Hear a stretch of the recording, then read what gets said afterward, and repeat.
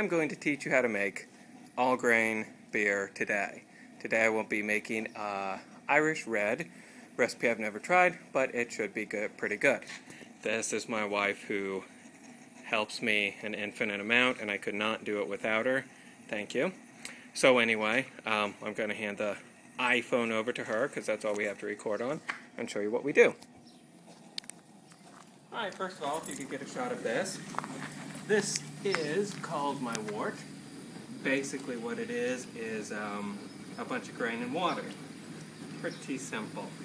Okay, so what's in it exactly? Because I always look at these videos on YouTube. I was like, oh, you put the grain in the water, you boil it. And it's like, thanks, idiot. How much grain, how much water? All right, I'm going to actually give you those specifications, those specs. First, the grain. I went to my local homebrew store. I go to Great Fermentations. You can go anywhere. Ask them for these grains, and they will actually grind them for you. You can get a mill. I don't have a mill because they are rather expensive. But just ask them to grind them for you, and they will usually do that. In this particular batch, there are 10 pounds of 2-row raw malt. So that's 10 pounds is your base, and it's just a 2-row malt if you're doing a one-step mash, which is what I'm doing. So 10 pounds of that, 1 pound of 20L crystal malt. Trust me, they'll know what that means, but it gives you a nice mouth feel, makes the beer kind of crisp. And half a pound of chocolate malt. Maybe not. What was it? There wasn't any chocolate in there. What was it? Half a pound of roasted barley. Roasted barley, yeah. I'm sorry, fellers. Half a pound of roasted barley. No chocolate. Half a pound of chocolate malt would probably be okay in this beer, make it a little darker, but... It wouldn't be an Irish Red. It wouldn't be an Irish Red. So again, to review, because I know that's confusing. 10 pounds of 2-row raw, 1 pound of 20L crystal malt, and half a pound of roasted barley. That's what's in here. All I did is they ground it for me and gave it to me in a big plastic bag. I just threw it in here and I started boiling. Now, what I need to do first to make this work is get this concoction, called my wort, up to 145 degrees Fahrenheit and keep it there for 1 hour. Now, what happens in that 1 hour is, this is all malted barley that you use in brewing. That 20L or that 2-row stuff is malted barley, which means they roast the barley, or they put the barley in water until it just almost sprouts, but not quite, then they roast it. Okay, the roast gives you the different flavor or whatever. What that does, though, is the plant started living for just a second, then they roasted it. Now, if you're not okay with murdering plants, I understand beer is not for you, and that is understandable. But if you're okay with murdering that baby plant, what it does is the plant will use all the starch that is in those grains to grow and develop as a plant. What it does is it turns those starches into sugars. What we need to do is, yeast doesn't eat starch, it only eats sugar. So we need to turn all these starches into sugars. All right. The way we do that is we bring it to a certain temperature. In this case, we're bringing it to 145 degrees Fahrenheit. And at that temperature, the enzymes will be activated and they'll turn all the starches into sugars in this wort here. And as soon as they're all turned into sugars, we can take it to the next step and do the boil and everything else. We'll get into that as we go along. We're at about 120 degrees right now. If this is dull, I apologize, but I've been looking on YouTube. This is much more useful than other crappy videos you get. No, seriously, there's a couple good videos out there, but they're few and far between. And I should have said this in the introduction when you hadn't stopped watching, but I plan to be able to tell you how to make an all-grain Irish Red from start to finish. Oh, so a couple other things I want to mention. Beer is good. This is a homebrew, by the way. Always drink a homebrew while you make a homebrew. Just feels right. If it's your first homebrew, go out and buy a homebrew. Maybe your friend has one, or at least something from a local brewery, and drink that while you homebrew.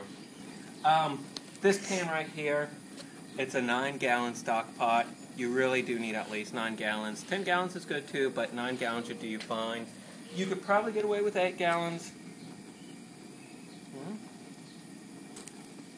You could probably get away with 8 gallons, but yeah, I don't care. I wouldn't do that. And if you go below 8 gallons, you definitely won't have enough room for everything in here. So you want to get this pot. This was $80. It was kind of expensive. Okay. Next thing I wanted to say, this right down here, this stand, I bought that from the same brew store. It was $50. I know, a little expensive, but you're going to use it over and over and over again. Keep that in mind. With the pot and the pan, you're going to use them over and over and over again.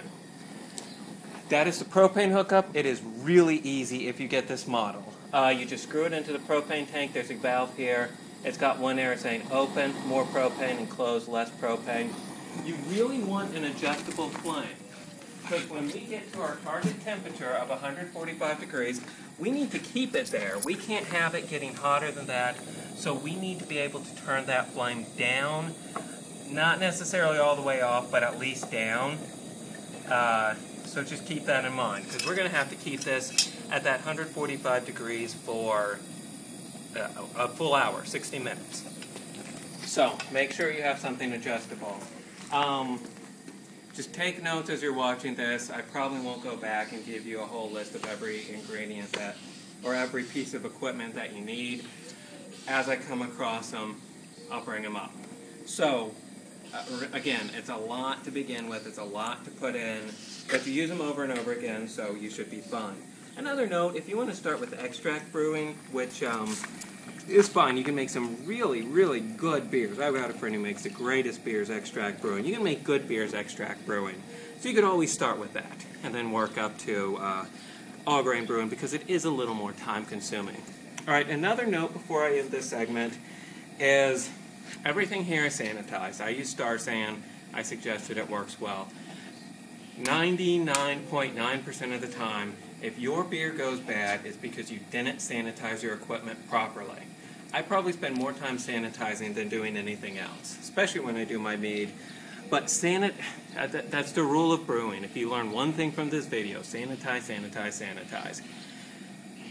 Yeast is a hardy little microbe that gets around just fine. However, so is vinegar, so are natural yeasts that naturally occur in the environment, so are all sorts of different things that can live in your beer. You have made something great for things to live in. It's perfect. It's a primordial soup for different organisms to live in. Now you want to control the evolution and not let something like vinegar get in there unless you just like malt vinegar a lot, which you would probably want to watch a different video on how to make that.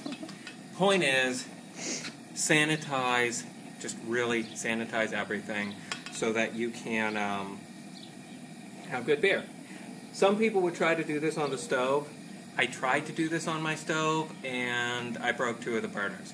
Would not suggest it if you are doing an all grain. If you're doing an extract brew which deals with 5 gallons or 4 gallon quantities, great. Brew inside on your stove. Electric or gas stoves could be different than electric. I don't know. But I have an electric stove and I broke 2 of my burners, because this pot goes over 2 burners. I broke 2 of my burners on an electric stove. I hit my appropriate time. So all I'm doing, I'm closing off my propane. I would rather be safe than sorry. I don't want propane running unnecessarily. And I'm going to let this sit for 1 hour. I will add heat if the temperature gets too low, but I'm going to let this sit for 1 hour and we'll be back after that.